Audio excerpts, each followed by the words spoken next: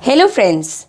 बहुत बार पूरी रात सोकर भी हम सुबह उठ के थका हुआ महसूस करते हैं या फिर हम बहुत लाउडली स्नोर करते हैं।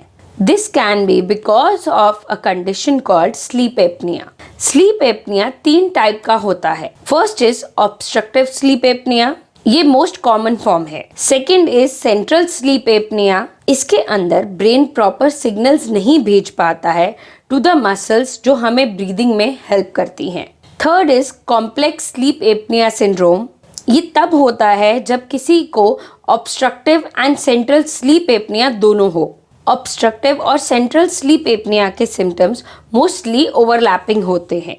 The common symptoms are loud snoring, episodes in which you stop breathing in sleep, gasping for air in sleep, उठते टाइम हमारा ड्राई माउथ होना, मॉर्निंग हेडेक्स, इंसोम्निया, बहुत ज़्यादा सोना that is hypersomnia, difficulty in paying attention and irritability. Obstructive sleep apnea के causes हैं, ये तब होता है जब muscles in back of the throat relaxes. जब हमारी ये मसल रिलैक्स करती है तो हमारा एयरवे नैरो हो जाता है and it closes when we breathe, जिसकी वजह से हमें इनफ एयर एंड ऑक्सीजन नहीं मिलती है। हमारा ब्रेन इस इनएबिलिटी ऑफ ब्रीदिंग को जज कर लेता है और हमें उठा देता है so that we can go back to our normal breathing. ये एपिसोड बहुत ही ब्रीफ मोमेंट के लिए होता है, इसीलिए हमें बहुत बार याद भी नहीं रहता। This pattern can repeat for 30 times और मोर इन एन आवर, जिसकी वजह से हम पूरी रात डीप एंड रेस्टफुल स्लीप नहीं ले पाते। सेंट्रल स्लीप एपनिया एक लेस कॉमन टाइप है स्लीप एपनिया का। इसके अंदर हमारा ब्रेन प्रॉपर सिग्नल्स नहीं भेज पाता है to the muscles that help us in breathing. इसकी वजह से हमें एक एफर्ट लगाना पड़ता है नॉर्मल ब्रीदिंग के लिए, जिसकी वजह से हम उठ जाते हैं and we don't get a deep sleep. कुछ ऐसे रिस्क फैक्टर्स हैं जो स्लीप एपनिया का रिस्क हमारी बॉडी पे बढ़ा देते हैं। That are excess weight, people with broad neck can have narrower airways, tonsils and adenoids, जिसकी वजह से हमारा एयरवे नैरोअर हो जाता है। मेन में ये प्रॉब्लम मोर कॉमनली होती है than in women.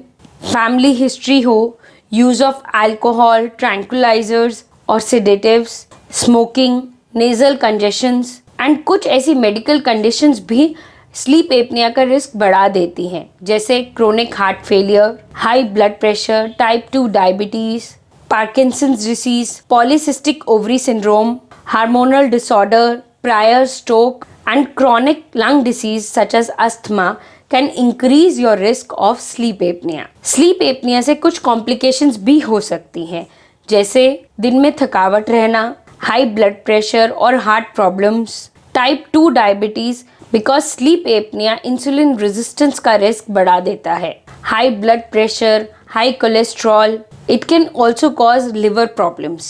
Sleep apnea का डायग्नोसिस करने के लिए doctors take your sleep history. कुछ test like nocturnal polysomnography, home sleep test can also help in diagnosis of sleep apnea. Sleep apnea की ट्रीटमेंट के लिए mild cases में doctor usually recommends your lifestyle changes such as losing weight, quit smoking।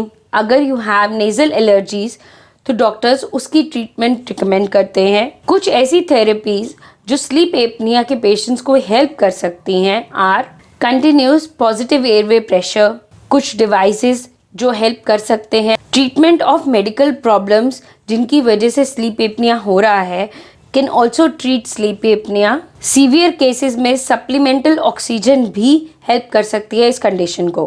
कुछ surgical options like tissue removal, जिसके अंदर tonsil and adenoids को remove किया जाता है, tissue shrinkage in your mouth and throat can help this condition, jaw रिपोजिशनिंग, implants, nerve stimulation और एक नया एयरवे बनाना जिसको ट्रेकियोस्टोमी कहते हैं भी इस कंडीशन को ट्रीट कर सकती है। So friends, if you like my video please subscribe to the channel and share it.